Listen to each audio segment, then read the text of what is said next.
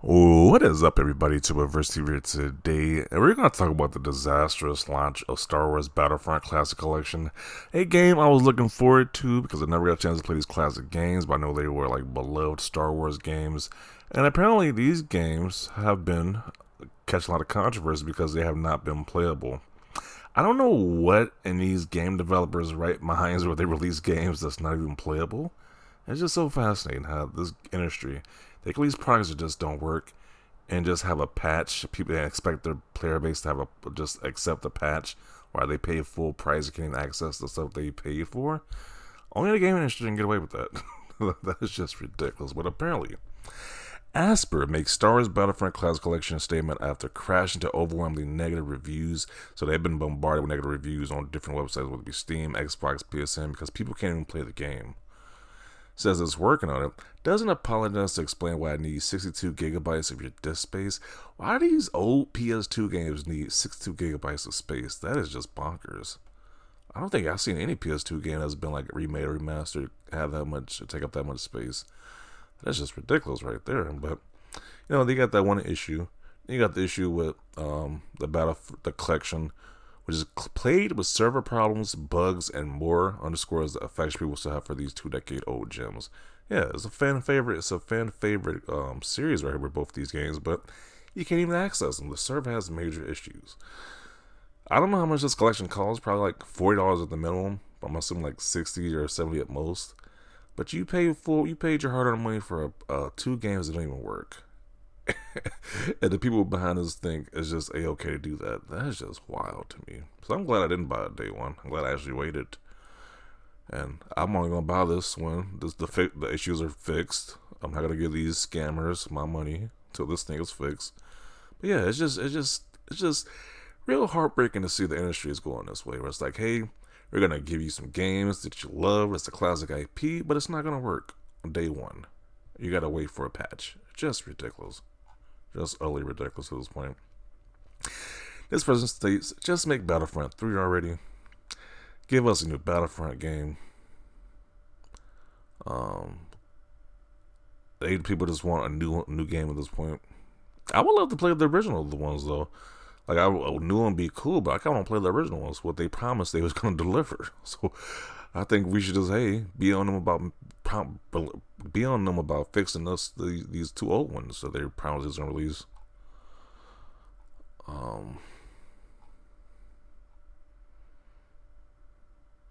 Yeah, some people saying they have no issues with it. Okay.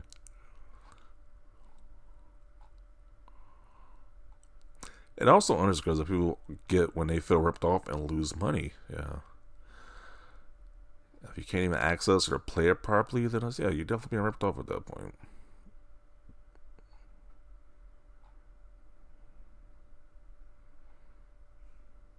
Don't forget the ripping off for others' mods for this game. I heard that too. Like they took somebody else's like mods and put it in the game or whatever, and they get them credit or any payment for it as well.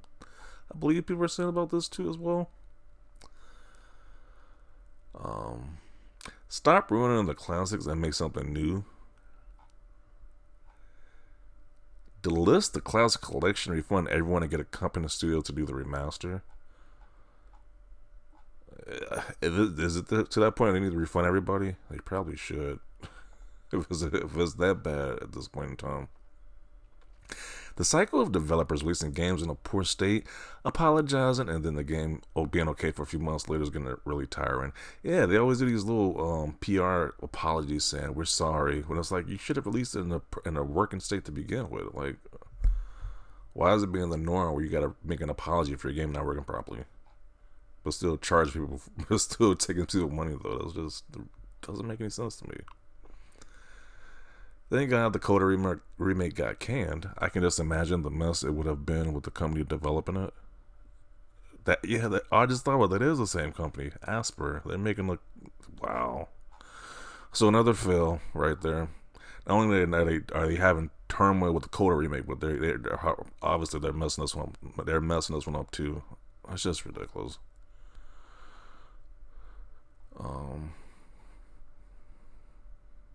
I think the high disk space is my biggest red flag for this game. Just shows their lack of talent or skill on bringing the remaster to fruition. 62 gigabytes for a PS2 era game. I know modern devs cannot compression, but this, yeah.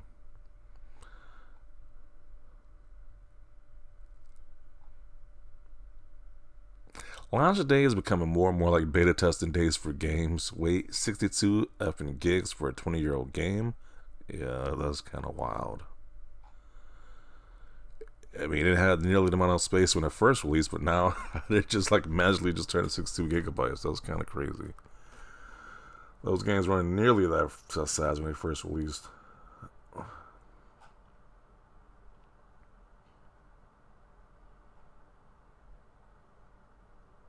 Crazy, a 20-year-old game can't release in a stable state. Soy milk devs these days, I guess. Do not buy this junk. Teach these companies a lesson. Yeah, I'm kind of getting to that point now too. Like if the game got all these issues, I'm just gonna avoid it. I'm done buying games day one for the most part.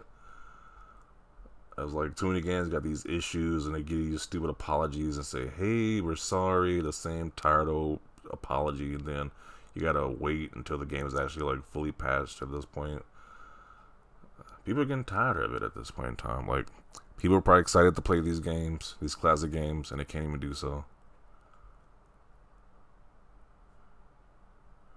Aspera is a disaster of a game company. They were originally working on the Coda remake and got it taken away from them. Now I think we know why. Everything they touch crashes and burns. Also, Star Wars Battlefront has to be the most cursed game in the franchise, right? What a 180 turn. People were praising Aspera for the release of Tomb Raider Collection, and they made good money from it. What the blazes went wrong here? We went from a great release to a complete disaster. Good for them. I already refunded and heavily encouraged anyone else to do the same. I don't care about statements with no apologies or explanations. I care about the product I buy. I also just make sure to never ever buy a product with Aspera's name on it again. It's kind of seeming that way because apparently they're messing this game up, and we haven't heard anything from KOTOR, which apparently was somebody else's comment they got taken away from them. Just ridiculous. Aspera front be like. The game's completely buggy and glitched. Okay. I already refunded that pile of effing dog crap. Can't believe they thought they can get away with this dog crap fest of a game. Man, they're really messing up their reputation at this point in time. Please stop effing pre-ordering games. Yeah, I seen that list a long time ago. I got the list a long time ago not to pre-order games. It's like, what's even the point? Unless you can like some type of physical thing with it that you want. Like if the game don't work, you're screwed. So what's even the point of pre-ordering games? I don't get the deal with that. Unless it's like something that's like really hard to come by or something.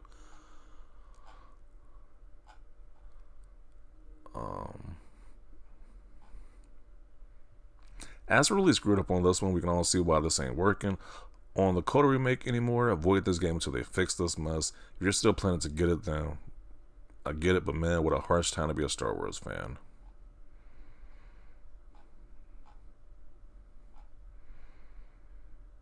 Game developers are effing cooked. Why the F do you need over 62 gigabytes on my disk space, Aspera Media? Trying to spy player hardware to mine yourself for some crypto? Some weird conspiracy theory stuff right there. Yeah, it's just wild overall, this whole story with this thing. But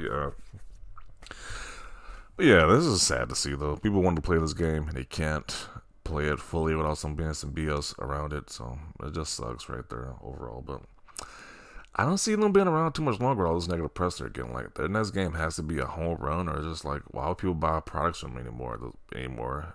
Like, if their games are just not doing well, or if they're just being blatantly incompetent releasing these games, then why would you keep buying stuff from them? I don't know, just something to think about. But definitely want to see your thoughts down below about this. Leave a like if you like this video, and as always, thanks for watching, and peace.